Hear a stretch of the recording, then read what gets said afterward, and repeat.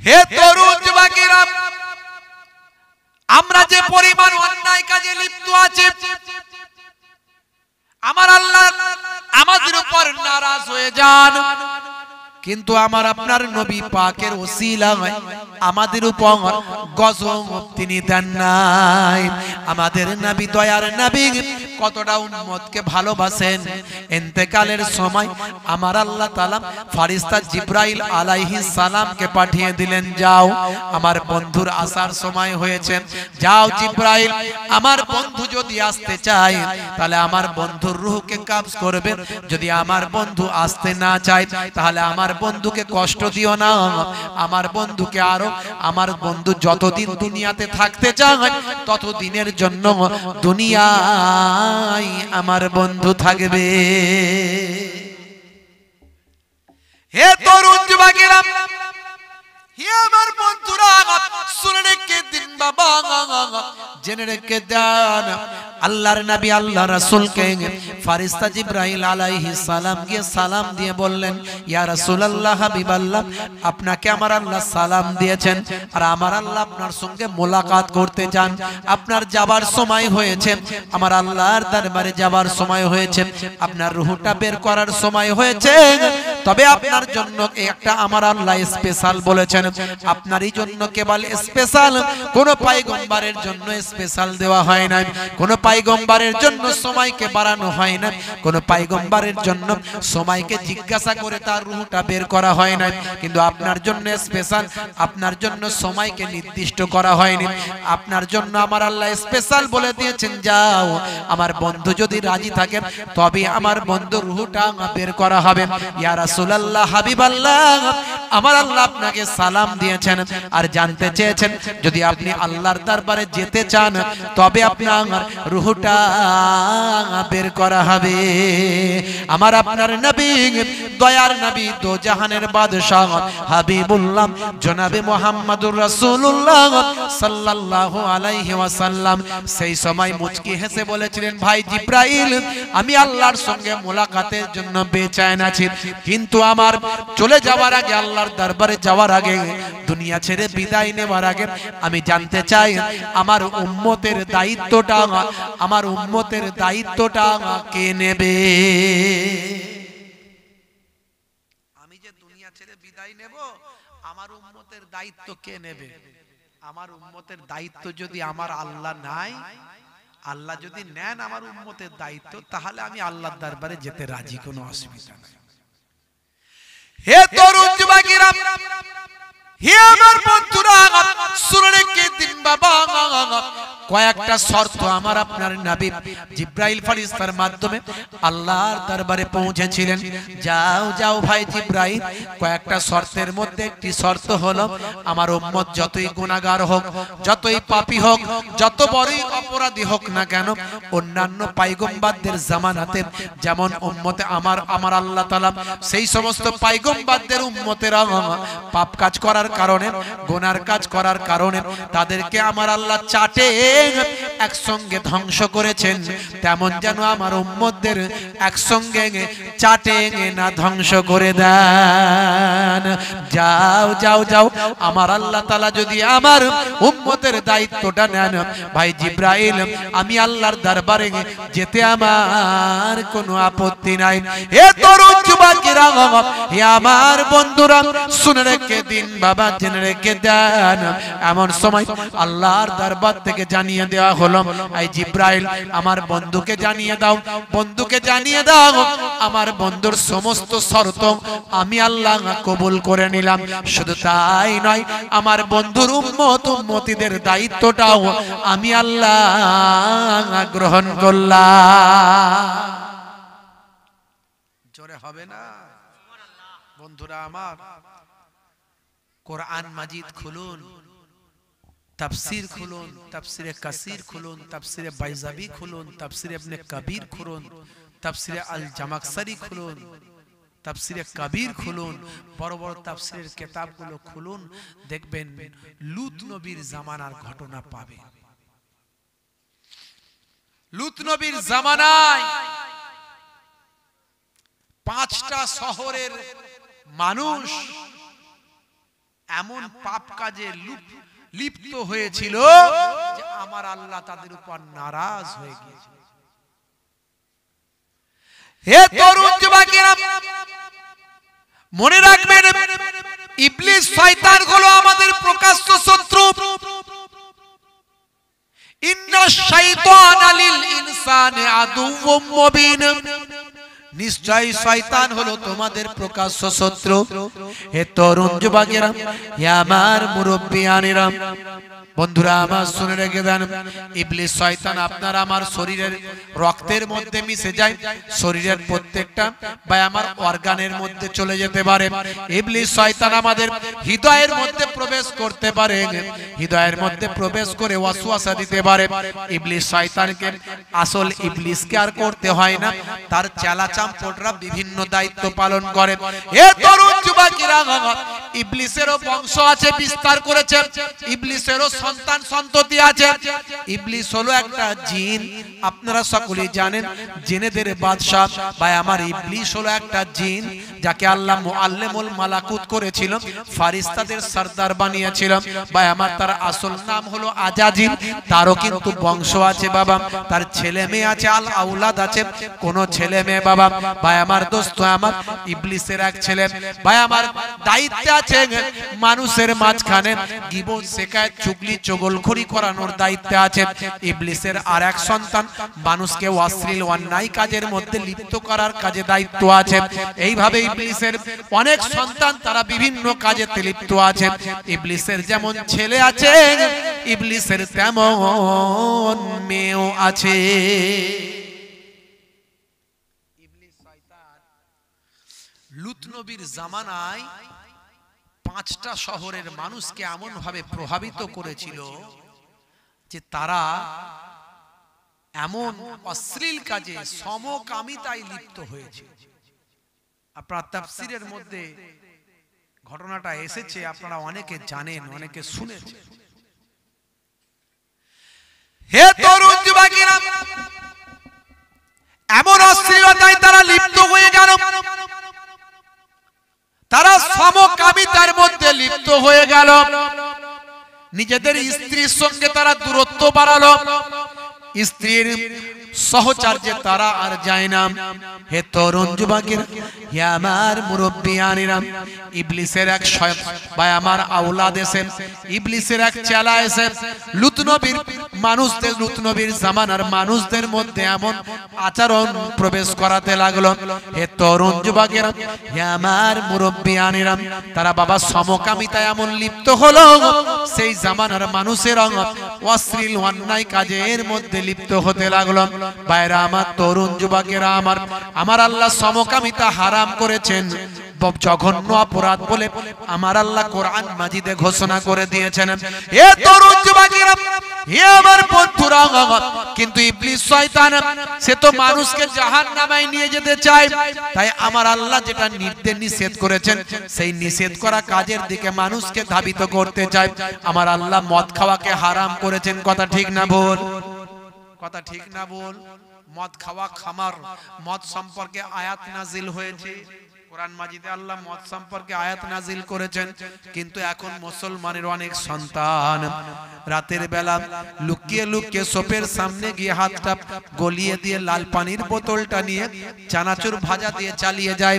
আবার লোকে যদি বলে মদ খাচ্ছিস, বলে মদ নয়, মেডিকেল জুস, কথা ঠিক না ভুল? মদকে মেডিকেল জুস বলে চানাচুর ভাজা দিয়ে, মুরগির কষা দিয়ে চালায়। আবার খাবার সময় আবার বিসমিল্লাহ বলে, বলে হুজুররা বলে কিছু খেলে বিসমিল্লাহ বলতে হয়, জানিস না? হে তরুণ যুবকেরা, আমার আল্লাহ যেটা নিষেধ করেছে মানুষ সেটা করে। ইবলিস শয়তান আল্লাহর নিষেধ করা জিনিসের দিকে মানুষকে ধাবিত করতে চায়। লূত নবীর জামানায় মানুষকে সমকামিতার দিকে ধাবিত করতে থাকে। হে তরুণ যুবকেরা, হে আমার মুরব্বিয়ানেরা, শুনে রেখে দিন বাবা, জেনে রেখে দিন বাবা। হে মুসলমান, একটুখানি লক্ষ্য করুন, এমন সময় দেখতে পাওয়া যায় সেই জামানার মানুষগুলো সব সমকামিতায় লিপ্ত হয়ে গেল। তারা পুরুষে পুরুষে সংস্পর্শ, পুরুষে পুরুষে সমকামিতা, পুরুষে পুরুষে বিবাহ বন্ধন, পুরুষে পুরুষে অবৈধ অন্যায় অশ্লীল কাজে তারা লিপ্ত হয়ে গেল। এটা অত্যন্ত জঘন্য ব্যাপার, একেবারে নিকৃষ্ট কাজ। পৃথিবীর ইতিহাসে এর থেকে নিকৃষ্ট অপরাধ আর কিছু হয় না। হে তরুণ যুবকেরা, কিন্তু আজকের যুগেও সমকামিতা পৃথিবীর অনেকগুলো দেশে বৈধ। কথা ঠিক না ভুল? পৃথিবীর অনেকগুলো দেশে সমকামিতাকে বৈধ বলে ঘোষণা করা হয়েছে, আপনারা জানেন। হে তরুণ যুবকেরা, আমেরিকা যুক্তরাষ্ট্র, ব্রিটেন, ফ্রান্স, এই সমস্ত জায়গাতে সমকামিতার বিরুদ্ধে কথা বলা যাবে না। আপনারা জানেন রিসেন্ট কয়েক বছর আগে আমাদের ভারতবর্ষের সুপ্রিম কোর্টেও সমকামিতা বৈধ বলে আইন পাস হয়েছে, আপনারা জানেন। অল্প কিছুদিন আগে কলকাতার জমিনে দেখলাম একজন নন বেঙ্গলি আর একজন বেঙ্গলি, একজন বাঙালি পুরুষ, একজন নন বেঙ্গলি পুরুষ, সে নিজেরা একে অপরের মধ্যে সমকামিতা, তারা বিবাহ বন্ধনে আবদ্ধ হয়েছে। হে তরুণ যুবকেরা, তাকে মানুষ স্যালুট জানাচ্ছে, ধন্যবাদ দিচ্ছে। আমরা সেই জামানায় বাস করছি যেখানে সমকামিতা করলে লোকে ধন্যবাদ দেয়, অত্যন্ত জঘন্য ব্যাপার। কিন্তু লূত নবীর জামানায় এই সমকামিতার কারণে আমার আল্লাহ নারাজ হয়েছিলেন। এ মুসলমান, একটুখানি খেয়াল করুন, আজকে কেন আপনার আমার দোয়া কবুল হয় না? আজকে কেন আপনার আমার আমল কবুল হয় না? আজকে কেন আমাদের সমাজে এত অন্যায়, এত অবিচার, এত আমরা কেন লজ্জিত, অপমানিত? আজকে আমাদের সমাজের মধ্যে কেন এত অশান্তি? আজকে আমাদের সমাজের মধ্যে কেন শান্তি নাই? আজকে আমরা কেন এত অপরাধ, এত অন্যায়ের মধ্যে আছি? হে তরুণ যুবকেরা, আমাদের মনের কেন শান্তি নাই? তার কারণ হলো সমাজের মধ্যে পাপ অনেক অনেক গুণে বেড়ে গেছে। পাপ বেড়েছে না কমেছে? জোরে বলেন। পাপ বেড়ে গেছে। একেবারে ছেলে মেয়ে, ছোট বাচ্চা, দেখবেন বাচ্চারা বাপের কথা শুনছে না, তারা বিভিন্ন রকম অশ্লীল ভাবে, অন্যায় ভাবে আচরণ করছে। ঘন্টার পর ঘন্টা মোবাইল, পিতা মাতার কথা শোনে না, গেম চালাচ্ছে, ফ্রি ফায়ার, পাবজি খেলছে। ঘন্টার পর ঘন্টা লটারি, আপনার কি বলে ওই মোবাইলে আপনার লুডু, মোবাইলে সাপ খেলা, মোবাইলে গুলি চালানো, বিভিন্ন রকম এই সব নিয়ে ব্যস্ত থাকছে। যুবকেরা এমন কোন অন্যায় নাই তারা করে না, নায়ক গায়কের তারা অনুসরণ করছে, তাদের মতো চালচলন করছে। হাতে বালা, কানে দুল, বুঝতে পারছেন, গলায় সোনার চেন, পায়ে কালো কার, হাতে ধাগা। মুসলমানের ছেলে মাথার চারিদিকটা চেঁচে ফাঁকা করে দিয়ে আবার তাদের কাঁচির ছাঁট, কাঁচির ছাঁট, এদিকটা কাঁচির ছাঁট, ওদিকটা কাঁচির ছাঁট। কিরে ভাই, বলছে এটাই চলছে তাই। মুসলমানের ছেলে চুলের রেখেছে বাহার, বলছে দেখছিস হে মুসলমান কেমন আমার বাহার। রাগ করবেন না বাপ, একটু বোঝার চেষ্টা করা যাক। মুসলমানের ছেলে হাতে পড়েছে বালা, কানে লাগিয়েছে দুল, পায়ে পড়ছে কালো কার, বলছে আমার কাছ থেকে দেখছিস আমার কত বার। হে তরুণ যুবকেরা, হে আমার বন্ধুরা, হে আমার মুরব্বিয়ানেরা, শুনে রেখে দিন বাবা, জেনে রেখে দেন। হে মুসলমান, একটুখানি লক্ষ্য করুন, একটুখানি খেয়াল করুন বাবা। আজকালকার পোলা দেখো সঠিক পথে চলে না, পিতামাতা গুরুজনের কথা তারা শোনে না। আজকালকার পোলা দেখো সঠিক পথে চলে না, পিতামাতা গুরুজনের কথা তারা শোনে না। চুলগুলো ছোট ছোট, প্যান্ট শার্ট আটো সাটো, সুজোরা পায়ে দিয়ে, পেছনে ব্যাগ নিয়ে, লাল লাল জুতো পায়ে, চোখে কালো চশমা, দুই চোখ মেলে খোঁজে বেদের মেয়ে জোসনা। গায়ে হাতে ট্যাটু আঁকা, হেঁটে চলে আঁকা বাঁকা, গায়ে হাতে ট্যাটু আঁকা, দেখছেন না ছবি আঁকছে গায়ে হাতে, আছে না নাই মুসলমানের ছেলেদের? গায়ে হাতে ট্যাটু আঁকা, হেঁটে চলে আঁকা বাঁকা, কাছে গেলে দেখা যায় পুরুষ মানুষ না, ওটা হলো মিথ্যে পাড়ার মিস্টার সোহেল রানা, ওটা হলো মিথ্যে পাড়ার মিস্টার সোহেল রানা। আগের মতো মানুষ তো আর কি বলবো ভাই, সঠিক মানুষ হলো না। এ তরুণ যুবকেরা, মুসলমানের নারী হয়েছে নারী, এরা বলছে টিভি, ওরা বলছে বিবি। মুসলমানের নারী করছে বাড়াবাড়ি, হাতে ধরেছে কাটারি, বলছে বেরিয়াই শ্বশুর শাশুড়ি। লাল শাড়ি লাল টিপ, লাল আঁচল মাথায় নাই, সবুজ শাড়ি সবুজ টিপ, সবুজ আঁচল মাথায় নাই, পিঠটা তাদের ফাঁকা, বলছে যত তাকাবি তাকা। साले को मिले गोश्त रोटी, बाप को ना मिले सुखा। साला जखन आसे बौमा तखन हासे, भाई एसेছে भाई হালুয়া রুটি খাওয়ায়, হাইব্রিড রসগোল্লা গুজে গুজে খাওয়ায়। বুড়ো রব শ্বশুরটা বসে আছে একটা হাইব্রিড রসগোল্লা, সেদিকে যায় নাই। আছে না নাই? বিপদ আসবে না পালাবে, বিপদ আসবে না পালাবে, রাগ করবেন না বাপ। হে তরুণ যুবকেরা, আমার আল্লাহ নারাজ হয়ে যায়, কিন্তু আমরা নবী উম্মতে মুহাম্মাদি, আমরা এই জন্য আমাদের উপর একসঙ্গে গজব আসে না, মাঝে মাঝে আসে। আইলা এসেছিল না আসেনি, লাইলা এসেছিল না আসেনি, সুনামি আমফান, কি গো কত মানুষ ঠান্ডা হয়ে গেছে। গাইঘাটার ঝড়, গাইঘাটার ঝড়, কই মাছ গাছের উপরে ঝুলছে, দেখেছেন তো? তাহলে আমার আল্লাহর ক্ষমতা আগের মতো আছে না নাই? আছে। টাইমে টাইম আল্লাহ মাঝে মাঝে দেখাচ্ছে। কিছুদিন আগে করোনা গেল, করোনা। হে তরুণ যুবকেরা, আবার আমার আল্লাহ কখন কি দিয়ে দেবেন আমরা কেউ জানি না, কিন্তু আগে থেকে প্রস্তুতি আমরা থাকি না। আল্লাহ বলছে নামাজ তুই ছাড়বি না, কিন্তু আমরা বলছি নামাজ আমরা পড়বো না। সারা রাত ওয়াজ শুনবো, সকাল বেলা আবার যেমন কে তেমন হয়ে ঘুরতে থাকবো, বরং সকাল বেলা আবার লটারির টিকিটটা ভালো করে কাটতে যাব। মনে মনে চিন্তা করি, সারা রাত ওয়াজ শুনেছি ভাই, যেন সকাল বেলা লটারির টিকিটে 5 লাখ লেগে যায়। ওয়াজ শুনেছি বলে যেন আরো তাড়াতাড়ি লেগে যায়।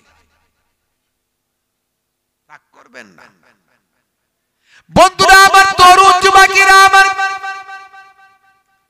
হে আমার বন্ধুরা, হে আমার মুরব্বিয়ানেরা, শুনে রেখে দেন, লুত নবীর জামানায় মানুষগুলো সব সমকামিতায় লিপ্ত হয়ে গেল। তারা আর নারীদের কাছে যায় না, নারীদের সঙ্গে তাদের সম্পর্ক নাই। তারা পুরুষে পুরুষে এতটাই লিপ্ত হয়ে গেছে, পুরুষে পুরুষে এতটা অশ্লীল কাজে তারা মত্ত হয়ে গেছে যে নারীদের, তাদের আর নারী সমাজের কোনো প্রয়োজন নাই।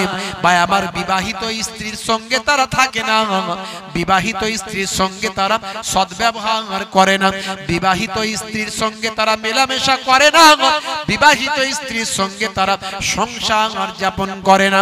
হে তরুণ যুবকেরা, হে আমার মুরব্বিয়ানেরা, এই নারী জগতের মধ্যে তৎকালীন যুগে নারীদের মাঝখানে একটা হতাশা গ্রাস করল।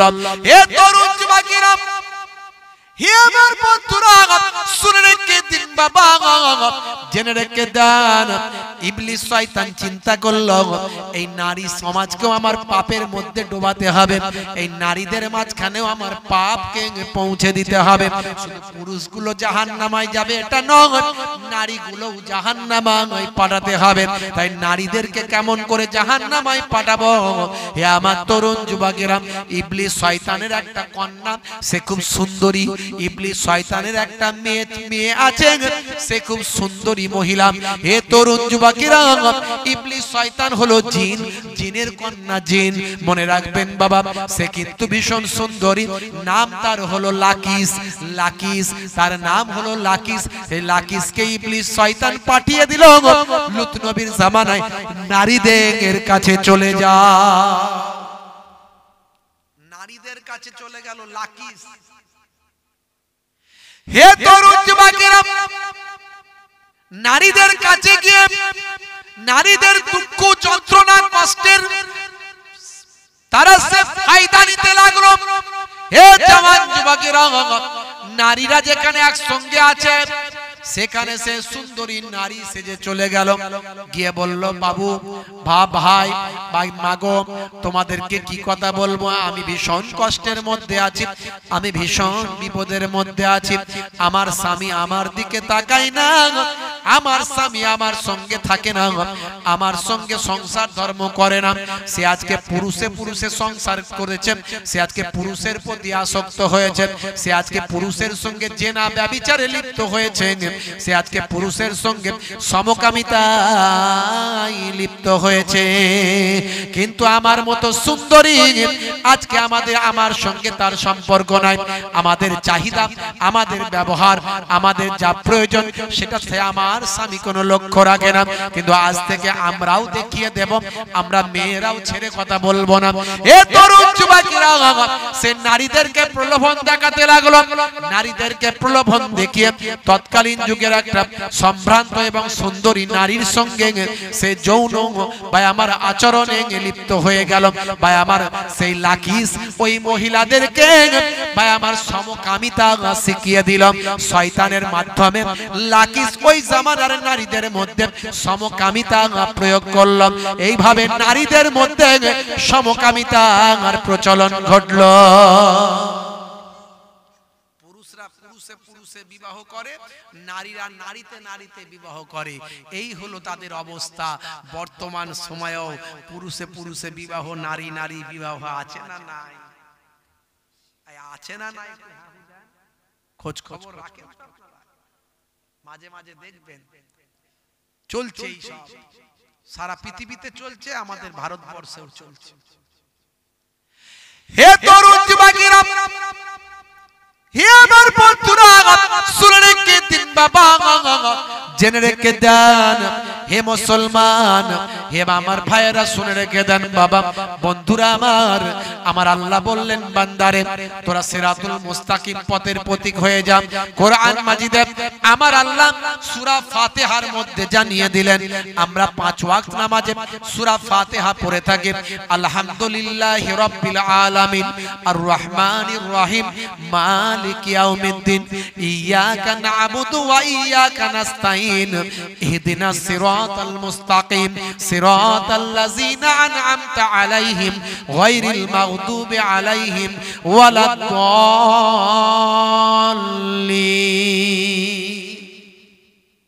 আমিন।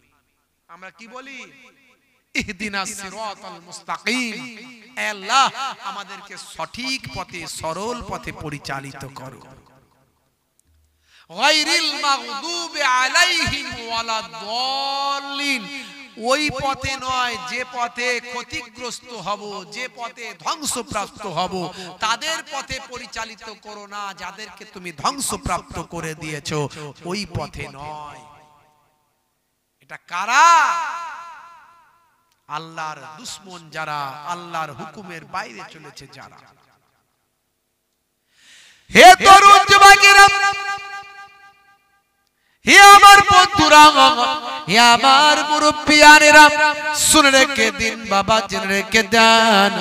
আল্লাহর হুকুমটা যদি আমরা মানি, 5 ওয়াক্ত নামাজটা যদি আমরা পড়ি, রাসূলের সুন্নতের তাবেদারিটা যদি আমরা করি, আল্লাহর হুকুমটাকে যদি ভালোবাসি, রাসূলের নির্দেশনাকে যদি আমরা ভালোবাসি, হে তরুণ যুবকেরা, হে আমার মুরব্বিয়ানেরা, আমার আল্লাহ যেটা ভালো করেছেন সেটা যদি মেনে নি, আমার আল্লাহ যেটা মন্দ করেছেন সেটাও যদি মেনে নি, আল কাদরে খাইরিহি ওয়া শাররিহি মিনাল্লাহি তাআলা, ভাগ্যে ভালো মন্দ যা কিছু হয় সবই আল্লাহর তরফ থেকে হয়, এটা যদি আমরা মেনে নিই।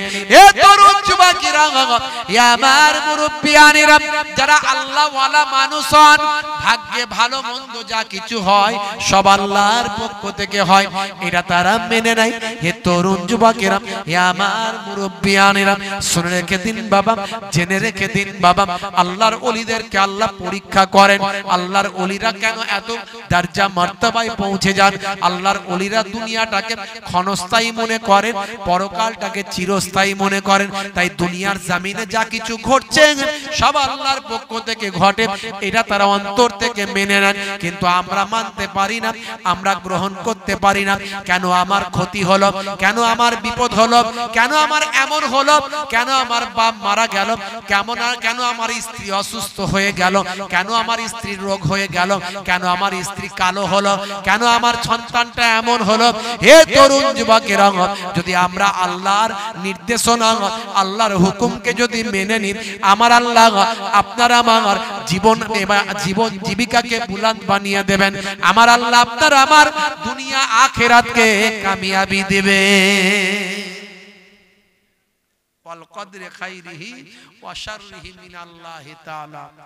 ভাগ্যে ভালো মন্দ যা কিছু হয় সব কোথা থেকে হয়? আল্লাহর কাছ থেকে হয়।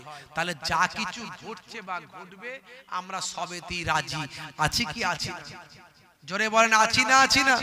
কারা কারা আল্লাহর নির্দেশকে প্রাধান্য দিয়ে যা কিছু ঘটছে, যা কিছু ঘটবে সব আল্লাহর কাছ থেকে হচ্ছে বলে আর কারা কারা রাজি থাকতে পারবেন একটু হাতটা তুলে দেখান তো দেখি। মাশাআল্লাহ, আল্লাহর উপর ভরসা রেখেছেন তাহলে মাশাআল্লাহ। চার ইমামের এক ইমাম হযরত হুজুর ইমাম মালিক রাহমাতুল্লাহ আলাইহি, মস্ত বড় একজন ইমাম, মস্ত বড় একজন আল্লাহর ওলি বান্দা। হে তরুণ যুবকেরা, হে আমার মুরব্বিয়ানেরা, শুনে রেখে দিন বাবা, জেনে রেখে দিন বাবা, কত বড় আল্লাহর ওলি, কত বড় আল্লাহর মাহবুব বান্দা জানেন বাবা? হযরত ইমাম, চার ইমামের এক ইমাম হযরত ইমাম মালিক রাহমাতুল্লাহ আলাইহি বাবা। হে তরুণ যুবকেরা, বিশ্ব নবীকে এতটা ভালোবাসতেন, বিশ্ব নবীর এমন আশিক ছিলেন, মদিনা শরীফের জমিনে তিনি কোনোদিন জুতো পায়ে দিয়ে হাঁটতেন না। মদিনা শরীফের জমিনে খালি পায়ে কোনোদিন জুতো পায়ে দিতেন না। এমন কি মদিনা শরীফের জমিনে পেচ্ছাপ পায়খানা পর্যন্ত করতেন না। কি নবীর আশিক, কেমন নবীকে ভালোবেসে। পেচ্ছাপ পায়খানার প্রয়োজন হলে হুদুদে মদিনা, মদিনার যে বর্ডার, সেই বর্ডারে চলে যেতেন। একটা পা বর্ডারের এপারে, একটা পা বর্ডারের ওপারে। পেচ্ছাপ পায়খানা যা কিছু প্রয়োজন সব বর্ডারের ওপারে করতেন, আর পাটা এপারে রাখতেন, আর নিয়ত করতেন, আল্লাহ যদি এই সময়তেও আমার মওত দাও, তাহলে যেন টলে গিয়ে আমি মদিনার জমিনে মরি। কি নবীর আশিক, কি রাসূলের আশিক, একটু চিন্তা করুন, একটু ঠান্ডা মাথায় চিন্তা করুন কতটা নবীকে ভালোবাসতেন আর আমরা কতটা ভালোবাসি। নবীর একটা সুন্নত আমরা রাখতে পারি। মুখে দাঁড়িয়ে রাখতে লজ্জা লাগে আমাদের, লোকে কি বলবে। এখন নায়ক গায়ক খেলোয়াড় প্লেয়াররা মুখে দাঁড়িয়ে রাখতে তাদের লজ্জা লাগে না, আমাদের লাগে। আর আমরা নবীকে ভালোবাসি, ছোট হোক বড় হোক রাখুন, নবীর সুন্নত মনে করে রাখুন। হে তরুণ যুবকেরা, হে আমার বন্ধুরা, শুনে রেখে দিন বাবা, জেনে রেখে দেন। হে মুসলমান, একটু লক্ষ্য করুন বাবা, বন্ধুরা আমার, তরুণ যুবকেরা আমার, বন্ধুরা আমার, মুরব্বিয়ানেরা, ভাই আমার, দোস্ত আমার, তিনি ওয়াজ করেছিলেন, আল্লাহর বাইতুল্লাহ শরীফ তওয়াফ করেছিলেন। আল্লাহর বাইতুল্লাহ শরীফ তওয়াফ করার পরে এবার মদিনার জমিনে থাকতেন। সব সময় আল্লাহর দরবারে দোয়া চাইতেন, আল্লাহ যেন আমার মওতটা মদিনার জমিনে হয়।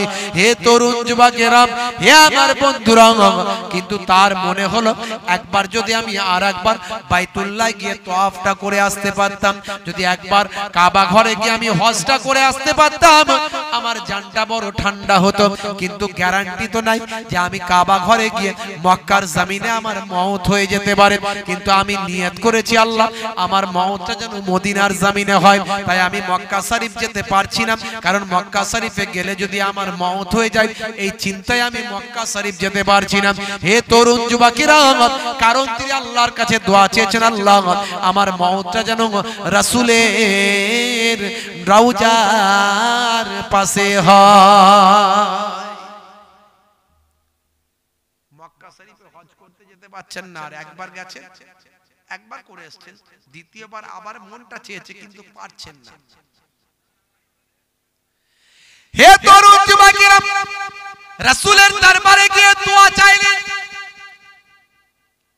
হে আমার আল্লাহ, আমার রাসূল পাকের ওসিলায় আমার দোয়া কবুল করো। আল্লাহর নবী জিন্দা নবী, আল্লাহর নবী জিন্দা নবী না মুর্দা নবী?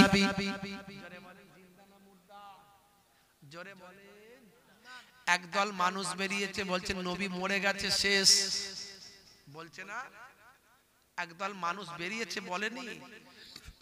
কেউ আবার রাজমিস্ত্রি ছিল এখন শায়েখ হয়ে গেছে, কেউ আবার এখন কি বলে আপনার ভাইরা আমার, তরুণ যুবকেরা আমার, মুরব্বিয়ানেরা আমার, আগে মোবাইল রিপেয়ারিং করতে এখন শায়েখ হয়ে গেছে, বুঝতে পারছেন? আগে রাজমিস্ত্রি ছিল এখন শায়েখ হয়ে গেছে, আগে মোবাইল রিপেয়ারিং করতে এখন শায়েখ হয়ে গেছে। তারা বড় বড় শুধু ঘন ঘন ফতোয়া দিচ্ছে, দেখবেন তাদের মোবাইল দেখলেই দেখবেন বড় বড় শুধু ঘন ঘন ফতোয়া দিচ্ছে। ভাইরা আমার, তারা বলছে যে নবী মরে গেছে শেষ, বলুন না নাউজুবিল্লাহ মিন যালিক। আল্লাহর নবীকে তারা মৃত মনে করে। শুধু তাই নয়, তারা কত রকম ফতোয়া দিচ্ছে, বলছে নবী কোথাও আসতে পারবে না, নবীর আসার ক্ষমতা নাই।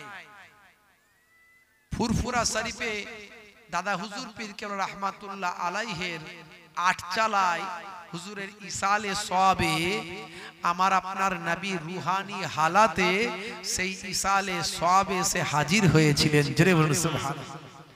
কিন্তু এরা বিশ্বাস করে না, বলে নবী পাকের কি আর কোনো জায়গা নাই যাওয়ার? ফুরফুরা শরীফে গেল, বলেছে না বলেনি বক্তা? কত রকমের কথাবার্তা।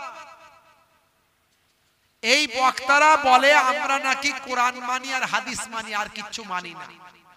এরা বলে, বুঝতে পারছেন? এরা বলে আমরা কোরআন মানি আর হাদিস মানি, আর কিচ্ছু মানি না। এদের জিজ্ঞাসা করবেন যে পুরুষ মানুষ মারা গেলে কটা কাফন?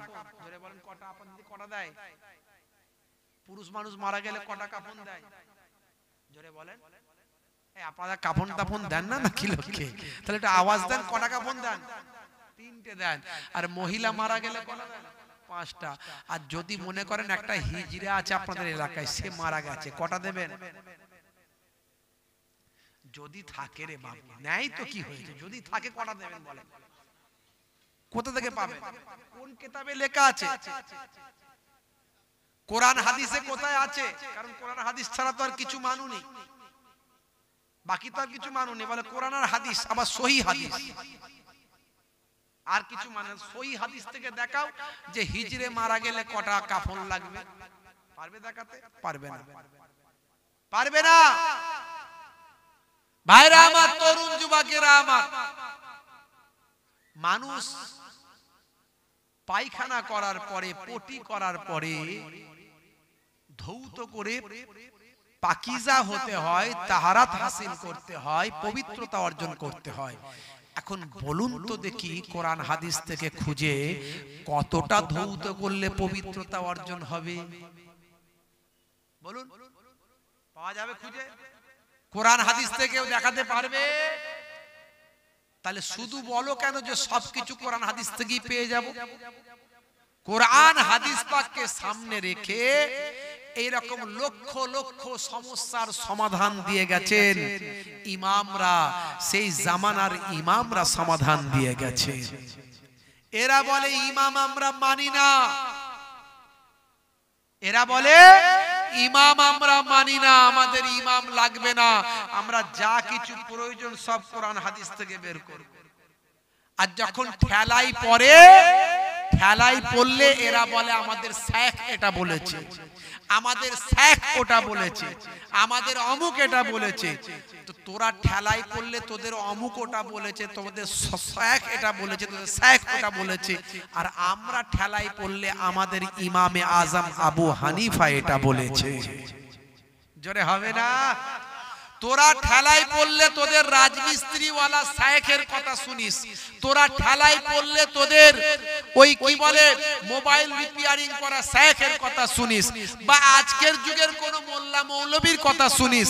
আর আমরা ঠেলায় পড়লে আল্লাহর নবীর কাছাকাছি অবস্থান, আল্লাহর নবীর সময়ের কাছাকাছি সময়ের মানুষ, সাহাবাদের সময়ের কাছাকাছি সময়ের মানুষ, 5 জন সাহাবাকে চামড়ার চোখে দেখেছেন, তাদের সোহবতে বসেছেন, ইমামে আজম আবু হানিফা হুজুরের মাসালাগুলো আমরা নিয়ে থাকি। তাহলে তোমরা ভালো করছো না আমরা ভালো, তোমরা ঠিক পথে আছো না আমরা আছি, ভাবতে হবে। হে যুবকেরা চিন্তা করো, কিছুদিন আগে ওই রাজমিস্ত্রিওয়ালা শায়েখ একটা আছে না, আমি নাম বলবো না, ভাইরা আমার, বলছে ভিডিওতে, বলছে হঠাৎ আমাকে একজন পাঠালো, বলছে আব্দুর রশিদ নাম রাখা হারাম, বলছে গোলাম মাহবুদ নাম রাখা হারাম, জাহাঙ্গীর নাম রাখা হারাম, শাহজাহান নাম রাখা হারাম, ইয়াসিন নাম রাখা চলবে না।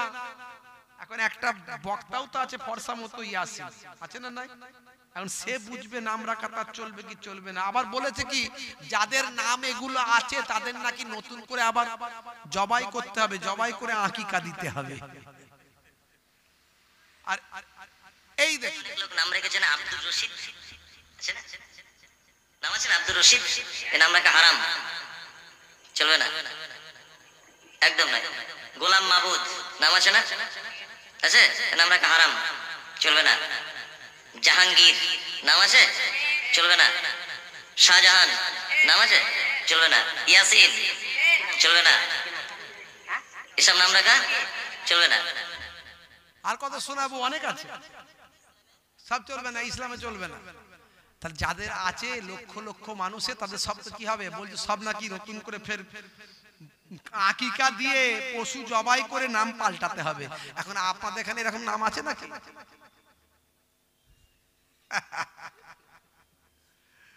বলছে আব্দুর রশিদ নাকি কোরআনে নাই, আব্দুর রশিদ নাম কোরআনে নাই। আল্লাহর নামের আগে আব্দু শব্দ লাগানো যাবে, আল্লাহর নাম না, সে নাম রাখা ইসলামে না যায়।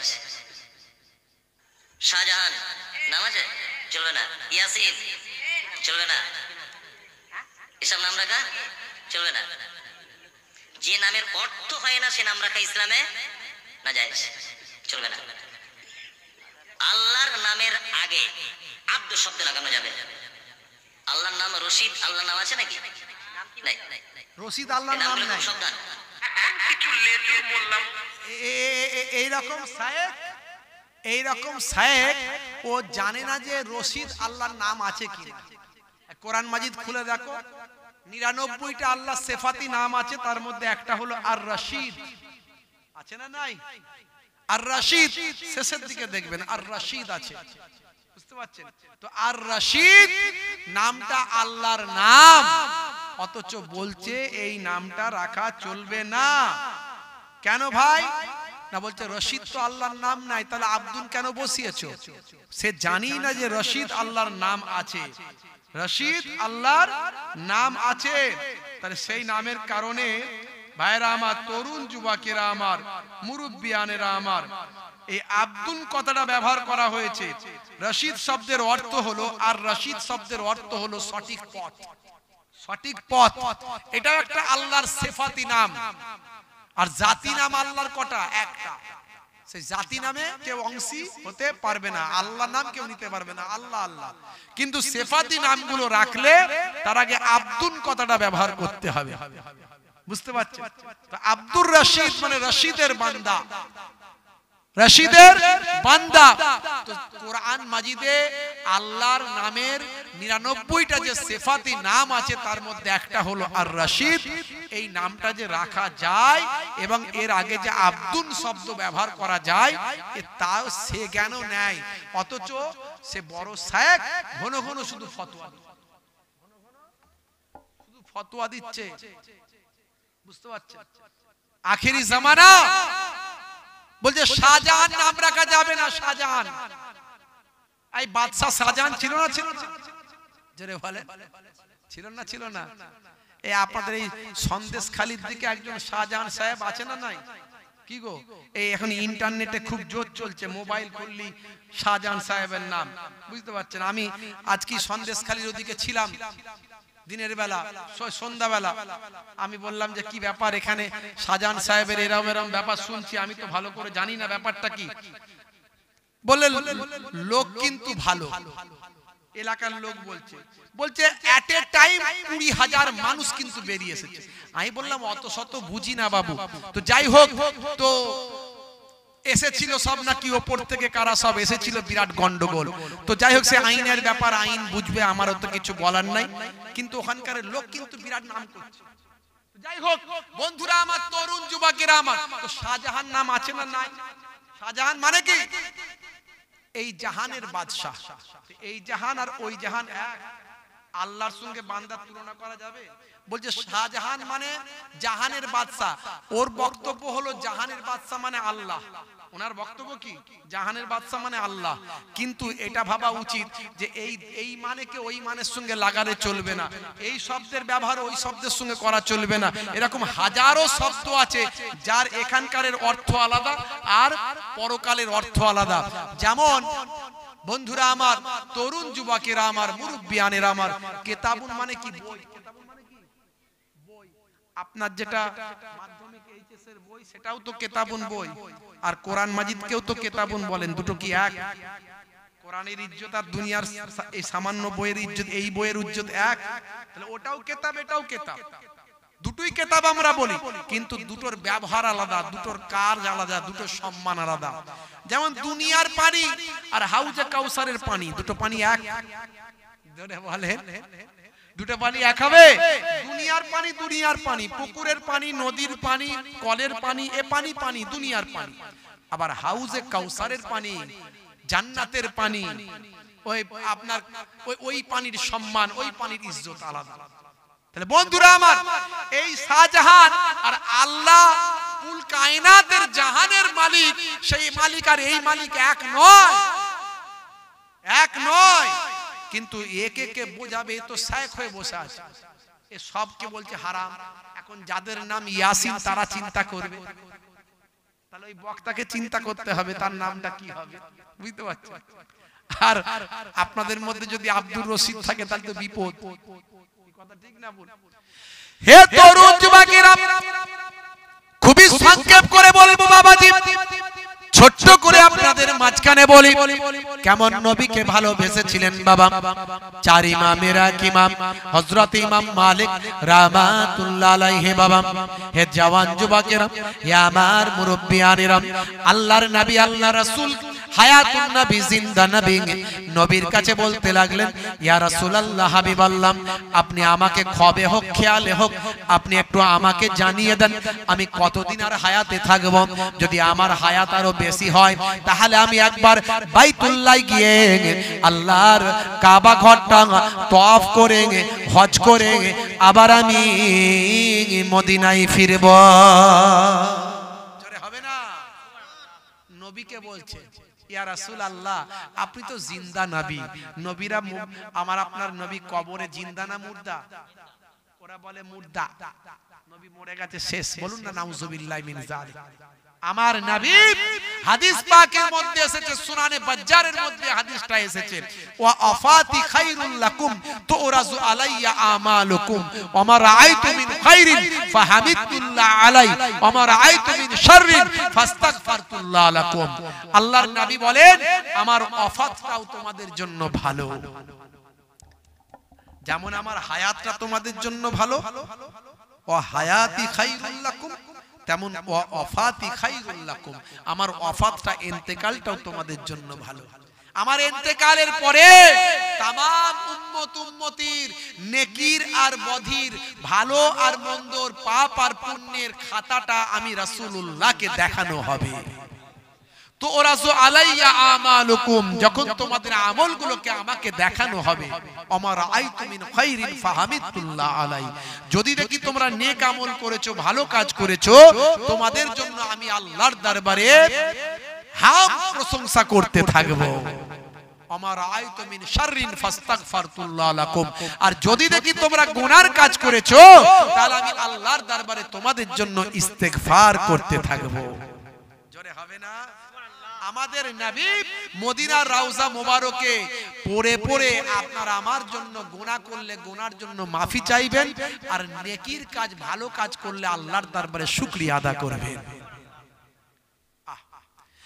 হে তরুণ যুবকেরা, হযরত ইমাম মালিক রাহমাতুল্লাহ আলাইহি সেই সময় বলেছিলেন, আয় আমার নবী, আয় আমার হাবিব, আপনি আমাকে জানিয়ে দিন আমি আর কতদিন হায়াতে থাকবো।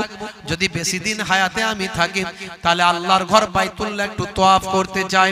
আমার এই বয়সে মনে চেয়েছে আল্লাহর ঘরটা যদি আমি একটু তওয়াফ করতে পারি, কিন্তু যদি হায়াত বেশি দিন না হয়, আমার যদি মক্কার জমিনে মওত হয়ে যায়, এই চিন্তা করে আমি মক্কার জমিনে যেতে পারি না, আমি মদিনার জমিনেই মারা যেতে চাই। আল্লাহর নবীর রওজা মোবারকের পাদদেশে আমি মরতে চাই। এরই জন্য আমি আপনার দরবারে দোয়া চাই। ভাইরা আমার, তরুণ যুবকেরা আমার কাঁদতে শুরু করলেন। কাঁদতে কাঁদতে একটু তন্দ্রা ভাব এসে গেল, ঘুম চলে আসলো। কাঁদতে কাঁদতে তন্দ্রা ভাব এসে গেল, ঘুম চলে আসলো। এমন সময় স্বপ্ন যোগে হযরত ইমাম মালিক রাহমাতুল্লাহ আলাইহি আল্লাহর নবীকে দেখতে পায়। জোরে হবে না? আর জোরে হবে না? ভাইরা আমার, তরুণ যুবকেরা আমার, কাঁদতে কাঁদতে আল্লাহর নবীকে চামড়ার চোখে স্বপ্ন যোগে দেখতে পেলেন। বন্ধুরা আমার, হযরত ইমাম মালিক রাহমাতুল্লাহ আলাইহি আমাকে ডেকে নাও নবী দু জাহান, আমাকে ডেকে নাও নবী দু জাহান, আমি যে গোলাম তোমার মদিনার গোলাম। জোরে হবে না? আমাকে ডেকে নাও নবী দু জাহান, আমি যে তোমার গো মদিনার গোলাম। তোমারই নামটা মনেতে এঁকেছি, তোমারই ফুল দিয়ে মালা গেঁথেছি, তোমারই নামটা মনেতে এঁকেছি, তোমারই ফুল দিয়ে মালা গেঁথেছি। তোমারই ইশকে আমি যে ডুবেছি, তোমারই সাফাত আমি যে চেয়েছি। আমাকে ডেকে নাও নবী দু জাহান, আমাকে ডেকে নাও নবী দু জাহান, আমি যে তোমার গো মদিনার গোলাম। জোরে হবে না? হে তরুণ যুবকেরা, এমন সময় আল্লাহর নবীকে বললেন, স্বপ্ন যোগে আল্লাহর নবীকে দেখতে পেলেন, দেখে বললেন, ইয়া রাসূলুল্লাহ, হাবিবাল্লাহ, আমি আর কতদিন দুনিয়ার জমিনে হায়াতে থাকব? যদি আমার হায়াতটা বেশি দিন হয়, তাহলে আমি আল্লাহর বাইতুল্লাহ একটু তওয়াফ করতে চাই, মনটা একটু চাই। যদি আমার হায়াতটা বেশি দিন হয়, আল্লাহর বাইতুল্লাহ একটু তওয়াফ করব, সাফা মারওয়া সাই করব, ওকুফে আরাফাত করব, মিনা মুজদালিফা যাব, মিনা মুজদালিফায় সাই করব। ওয়া ইয়া রাসূলুল্লাহ, হাবিবাল্লাহ, আর আমার হায়াত যদি বেশি দিন না হয়, আমি মদিনার জমিনে থেকে যাব, কারণ মদিনার জমিনেতেই আমি মালিক মরতে চাই। এ তরুণ যুবকেরা, হে আমার মুরব্বিয়ানেরা, আল্লাহর নবীকে যখন দেখতে পান, স্বপ্ন যোগে যখন হযরত ইমাম মালিক আল্লাহর নবীর চেহারা মোবারকটা যখন দেখতে পেলেন, আমার আপনার নবী ইমাম মালিককে কোনো কথা বললেন না, কেবলমাত্র হাতটা তুলে 5টা আগুন দেখিয়ে দিলে, 5টা আগুন দেখিয়ে দিয়ে, এর দ্বারাতে যা বুঝার তুমি বুঝে নাও। এর দ্বারা ইমাম মালিক কি বুঝলেন, আমি আপনাদেরকে একটু সময় দিলাম, আপনারাও ভাবনা চিন্তা করেন যে ইমাম মালিক এর দ্বারা কি বুঝলেন। মাঝখানে আমি একটু কথা আরো বলে নিই, পরে আমি আপনাদের বলে দেব, আপনারা বুঝতে না পারলে নিশ্চয়ই বলে দেব যে 5 দ্বারায় কি বোঝানো হলো। 5 বছর না 5 মাস না 5 দিন না 5 ঘন্টা কি বোঝালো আমি বলে দেব। হে তরুণ যুবকেরা, এই ইমাম মালিকের যিনি আব্বা জান, ভাইরা আমার, তরুণ যুবকেরা আমার, আমর বিন আনাস, হে তরুণ যুবকেরা, আমর বিন আনাস তিনি একজন আল্লাহওয়ালা মানুষ ছিলেন। বন্ধুরা আমার, তরুণ যুবকেরা আমার, একটু মন দিয়ে শুনুন। হে মায়েরা, নারীরা একটু মন দিয়ে শুনুন। মা, আপনাদের জন্য এইটুকু ছোট্ট করে একটু বলে দিয়ে যাই। আনাস বিন ভাই আমার আমর বিন আনাস, হে জওয়ান যুবকেরা, তিনি একজন নেককার মানুষ ছিলেন বাবা। তিনি তার স্ত্রীকে যখন বিবাহ করেছিলেন তখন কিন্তু স্ত্রীর চেহারা দেখে বিবাহ করেন না। এখনকার যুগে দেখাশোনা করার আগে একবার বাপ দেখবে, একবার মা দেখবে, একবার ভাই আমার ছেলের জামাই বাবু একবার দেখবে, ছেলের বোনা একবার দেখবে। ওরে বাপ রে বাপ, যেন মেয়ে কেনা বেচা হচ্ছে, আছে না নাই? আর ইমাম হযরতে আমর তিনি নিজের স্ত্রীকে দেখে বিবাহ করেননি, শুনে বিবাহ করেছেন।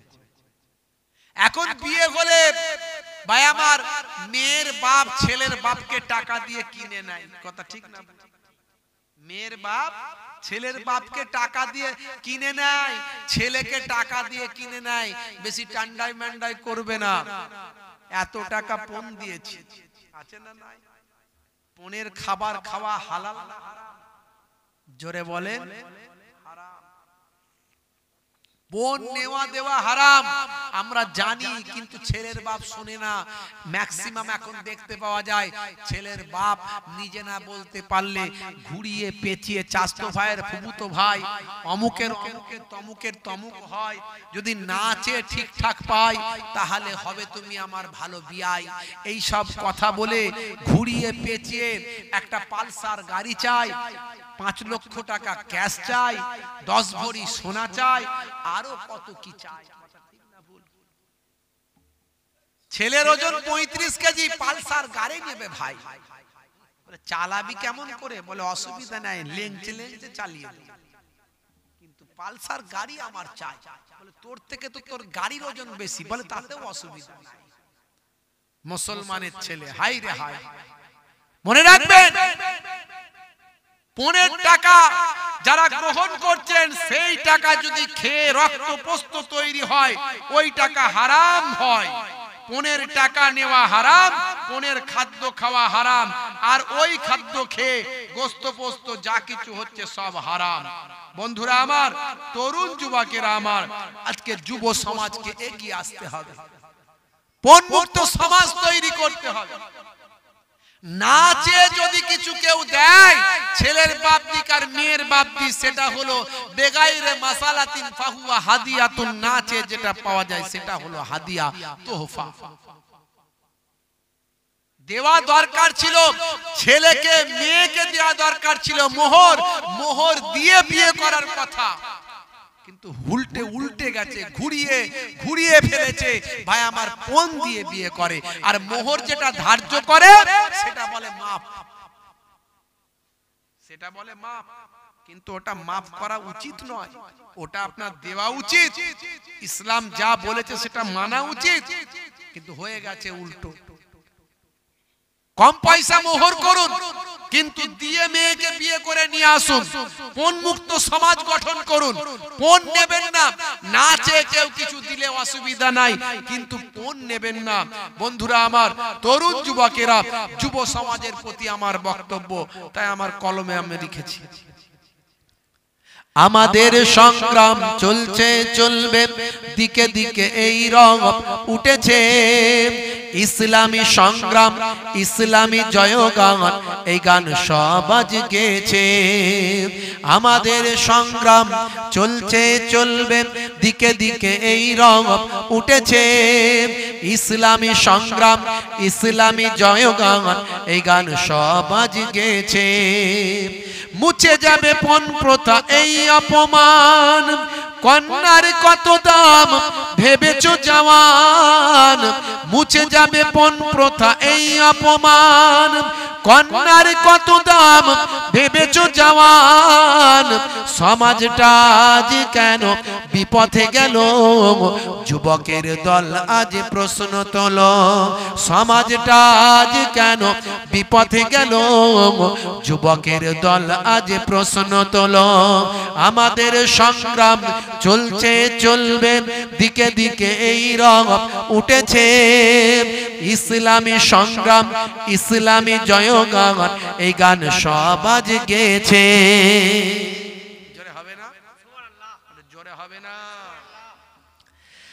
আজকের দিনে তাই দেখেছি রে ওরে ভাই কত নারী অসহায় মরেছে কন্যার পিতা আজ গ্লানি মুখে নিয়ে ভাই ভিক্ষার ঝুলি হাতে তুলেছে আজকের দিনে তাই দেখেছি রে ওরে ভাই কত নারী অসহায় মরেছে কন্যার পিতা আজ গ্লানি মুখে নিয়ে ভাই ভিক্ষার ঝুলি হাতে তুলেছে তবুও চলতে হবে সামনে যেতেই হবে যত বাধা সুখ ঠেলে রমণীদের শপথে যুবকেদের দাপটে পণ প্রথা নির্মূল হবে আমাদের সংগ্রাম চলছে চলবে কোনো বাধা আমরা মানি না আমাদের সংগ্রাম চলছে চলবে দিকে দিকে এই রং উঠেছে ইসলামী সংগ্রাম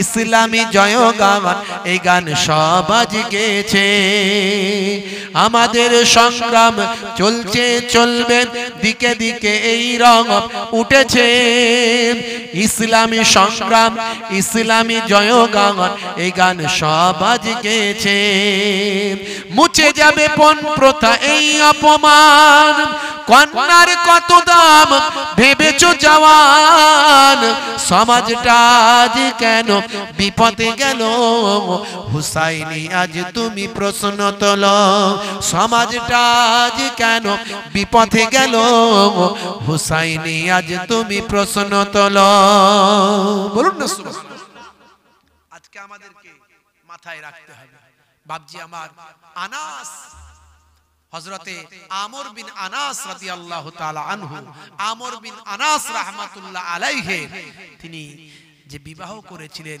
স্ত্রীকে না দেখে কেবল শুনে বিবাহ করেছিলেন হে তরুণ যুবকেরা বিবাহ করার প্রথম রাত্রিতে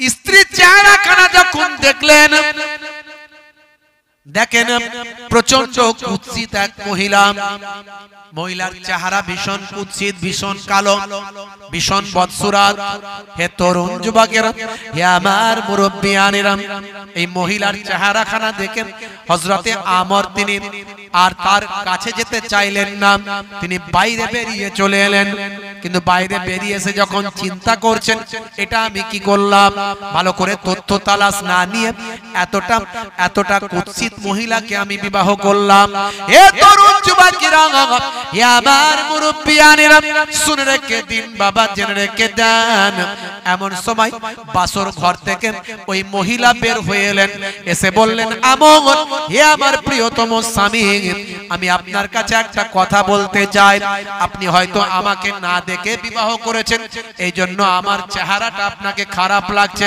আপনি আমার সম্পর্কে হয়তো সঠিক তথ্য না জেনে বিবাহটা করেছেন এইজন্য আমার চেহারাটা দেখে আপনার মনটা বড্ড খারাপ হয়েছে কিন্তু আমি আপনার কাছে একটা কথা বলতে চাই আমার আল্লাহ যাতে ভালো মনে করেন সেটাই আসল ভালো যাকে আপনি খারাপ মনে করেন হতে পারে তার মধ্যে আমার আল্লাহ ভালো রেখেছে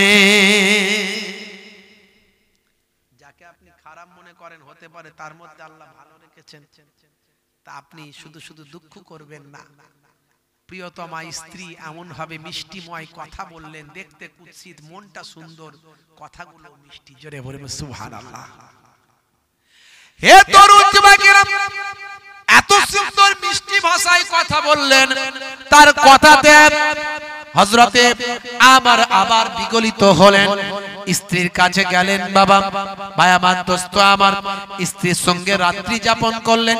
সকাল হয়ে গেল। সকালবেলা আবার যখন স্ত্রীর চেহারাটা দেখলেন, আবার আমরের মনটা খারাপ হয়ে গেল। আমর আর সহ্য করতে পারল না, এই রকম কুৎসিত মহিলার সঙ্গে আমাকে এতগুলো বছর কাটাতে হবে না। না না না, এ তরুণ যুবকেরা, হযরতে আমর তখন তিনি বাড়ি ছেড়ে বেরিয়ে গেলেন, কাউকে কিছু না বলে। টানা 20 বছর 20 বছরের জন্য বাড়ি ছাড়া তিনি হয়ে গেলেন। হে তরুণ যুবকেরা, হে আমার মুরব্বিয়ানেরা, 20 বছরের জন্য বিদেশে চলে গেছেন, 20 বছর আর বাড়িতে ফেরেননি। অথচ প্রথম রাত্রি যাপন করার ফলে আমার আল্লাহ আমরের স্ত্রীর পেটে আমার আল্লাহ একটা সন্তানকে পাঠালেন। সেই সন্তান বা আমার জন্ম হলো। জন্ম হওয়ার পরে মা শিক্ষিতা মহিলা সেই সন্তানকে উপযুক্ত শিক্ষায় শিক্ষিত করলেন।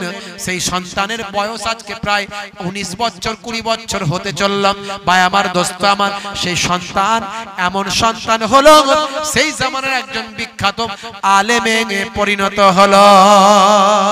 এ তরুণ যুবকেরা, 20 বছর পর হযরতে আমর যখন দেশে ফিরলেন, মনটা চাইলো তার স্ত্রীর বাড়িতে আবার ফিরে যায়। এতগুলো বছর বাড়ি থেকে ফিরে এসেছি, এতগুলো বছর বাড়ি ছেড়ে এসেছি, আমি আমার বাড়িতে একটু ফিরে যাব, দেখি বাড়ি হাল হাকিকাত কি, আমার স্ত্রী কি অবস্থায় আছে। এতগুলো বছর আমি অন্যায় করেছি, আমার স্ত্রীর বাড়িতে আমার যাওয়া উচিত, এই মনে করে আমর ফিরে আসলেন। যেদিন তিনি ফিরে আসলেন সেদিন জুম্মার দিন ছিল। সেই দিন জুম্মার দিনে তিনি সোজা এসে গ্রামের মসজিদে গিয়ে সেখানে নামাজের জন্য হাজির হলে। নামাজের জন্য হাজির হয়ে ভিতরে ঢুকলেন। মসজিদে ঢুকে দেখেন একজন ভাই আমার ইমাম সাহেব, কি সুন্দর চেহারা আর কি সুন্দর তার লেকচার। তিনি নামাজের আগে সুন্দর ভাষায় গুটি কতক লেকচার দিচ্ছেন, কথা বলছেন। সেই কথা শুনে মানুষ একেবারে উদ্গ্রীব হয়ে যাচ্ছে, মানুষ তার কথা শুনে বিচলিত হয়ে যাচ্ছে, মন প্রাণ লাগিয়ে তার কথা শুনছে। আমর, হযরতে আমর তার পাশের মানুষটাকে বলছেন, হাগা এই মানুষটার নাম কি? কে এই ছেলে এত সুন্দর লেকচার দেয়, বক্তৃতা দেয়? কে এই বক্তা? বাড়ি বা কোথা? এর সন্তান, এর পিতার নামটাই বা কি? হে তরুণ যুবকেরা, সেই সময় একজন মুসল্লি বলল, বাবু এই ছেলেকে কি তুমি চেনো না? তুমি কি বিদেশ থেকে এসেছো? এগুলো আমাদের এলাকার গর্ব, ইনার মতো মানুষ এই এলাকায় কেউ নাই। এই এলাকায় এত বড় আলেম, এত বড় জ্ঞানী মানুষ আর কেউ নাই। এত সুন্দর লেকচার তিনি দেন, এত সুন্দর বক্তৃতা তিনি দেন। তোমরা কি জানো না? তুমি কি নাম শোনো না? এই জামানার একজন মস্ত বড় ইমামের আবির্ভাব হয়েছে। তিনি হলেন আল্লাহ এবং রাসূলের কথাগুলোকে কোরআন এবং হাদিসের সঠিক ব্যাখ্যা মানুষের কাছে এমন ভাবে দিচ্ছেন যাতে মানুষ উপকৃত হচ্ছে, মানুষের হৃদয়টা বিগলিত হচ্ছে। এই জামানার এত বড় আলেমের নাম কি আপনি শোনেননি বাবা? এই মানুষটার নাম আর অন্য কিছু নয়, ইনি হলেন তো এই জামানার একজন মস্ত বড় ইমাম, ইমাম মালিক। জোরে হবে না? হে তরুণ যুবকেরা, এমন সময় আমর বলল, এই ইমাম মালিকের বাড়ি কোথায়? বলে ইমাম মালিকের বাড়ি এখানে। তার পিতা আজ থেকে 20 বছর আগে দেশ ছাড়া হয়ে চলে গেছেন। তার পিতার নাম আমর বলে আমরা জানি, কিন্তু তার পিতাকে আমরা চিনি না। সেই সময় হযরতে আমরের চোখ দিয়ে পানি, ভাই আমার চোখ ভরা পানি, বুক ভরা বেদনা। স্ত্রীর কথা মনে পড়ে গেল। স্ত্রী তখন বাসর রাত থেকে বেরিয়ে এসে বলেছিল, বাসর ঘর থেকে বেরিয়ে এসে বলেছিল, হে আমার প্রিয়তম স্বামী, আমি আজকে কুৎসিত বলে আপনার খারাপ লাগছে, আমি আজকে কুৎসিত বলে আমার কাছে আপনার থাকতে ঘৃণা হচ্ছে, কিন্তু মনে রাখবেন আমি কুৎসিত হতে পারি, আমি যা আমাকে আল্লাহ যা করেছেন তাই আমি, কিন্তু মনে রাখবেন যাকে আপনি ঘৃণা করেন, যাকে আপনি নিন্দা করেন, যাকে আপনি খারাপ মনে করেন, হতে পারে আমার আল্লাহ তার মধ্যে ভালো রেখেছে। জোরে হবে না? জোরে হবে না? হে তরুণ যুবকেরা, এই কথা মনে করে হযরতে আমরের চোখ ভরা পানি, বুক ভরা বেদনা, যত সন্তানের লেকচার শুনে ততই ঝরঝর করে চোখ দিয়ে পানি ঝরতে থাকে। আরে আমার স্ত্রী বলেছিলাম যে ভালো খারাপের মধ্যে ভালো নিহিত থাকতে পারে, আজকে ভালোটা কি আমি বুঝতে পারছি। আহা, মনটা বদ্ধ বিগলিত হয়ে গেল, অন্তরটা বড় নরম হয়ে গেল, সহ্য করতে পারে না। এ তরুণ যুবকের যখন তার নামাজটা পড়ানো হলো, ইমাম মালিক যখন নামাজটা পড়িয়ে দিলেন, নামাজটা পড়ানোর পরে আস্তে আস্তে গুটি গুটি পায়ে ইমাম সাহেবের কাছে গিয়ে সালাম মুসাফা করলেন, করে বলেন, বাবাজি, ও বাবাজি, আপনি আমার থেকে বয়সে অনেক ছোট, আমি আপনার থেকে বয়সে অনেক বড়, কিন্তু আপনার কাছে আমার একটা ছোট্ট কথা আছে। বলে কি কথা? বলে আপনি একবার আপনার বাড়িতে যাবেন, আপনার বাড়িতে আপনার আম্মা জানকে গিয়ে বলবেন, জান জান, আপনার আম্মা জানকে গিয়ে বলবেন, যাকে তুমি খারাপ মনে করো তার মধ্যে ভালো নিহিত আছে। এই কথাটা একজন বৃদ্ধ মানুষ এসেছে, তিনি বললেন, সেই মানুষটা দরজার বাইরে আছে, যদি তুমি অনুমতি দাও তবে সেই মানুষটাকে ভিতরে আমি ঢোকাবো। এই কথাটা গিয়ে আপনার আম্মা জান কি বলেন সেটা এসে আমাকে একবার জানাবেন। হে তরুণ যুবকেরা, হে আমার মুরব্বিয়ানেরা, শুনে রেখে দিন বাবা, জেনে রেখে দিন বাবা, হযরত ইমাম মালিক রাহমাতুল্লাহ আলাইহি বাড়ির ভিতরে গেলেন, আম্মা জানকে গিয়ে সালাম দিয়ে বলেন, আম্মা জান, আম্মা জান, আম্মা জান, একজন অচেনা বৃদ্ধ মানুষ আমাদের বাড়িতে এসেছেন, বাড়ির দরজার সামনে আছেন, তিনি আপনাকে সালাম জানিয়েছেন আর বলেছেন, যাকে আপনি খারাপ মনে করেন তার মধ্যে ভালো কিছু নিহিত আছে, যাকে আপনি মন্দ মনে করেন হতে পারে তার মধ্যে ভালো নিহিত আছে। এই কথাটা তিনি জানিয়েছেন, আর তুমি কি উত্তর দেবে সেটা তিনি অপেক্ষায় আছেন। বলার সঙ্গে সঙ্গে আম্মা জানের চোখ ভরা পানি, মুখ ভরা বেদনা, ঝরঝর করে কাঁদতে কাঁদতে বলেন, যাও যাও হে বাবা মালিক, ওই বৃদ্ধ মানুষটাকে ঘরে নিয়ে এসো, ওই মানুষটার অন্য কেউ নন, উনি হলেন তোমার আব্বাজান।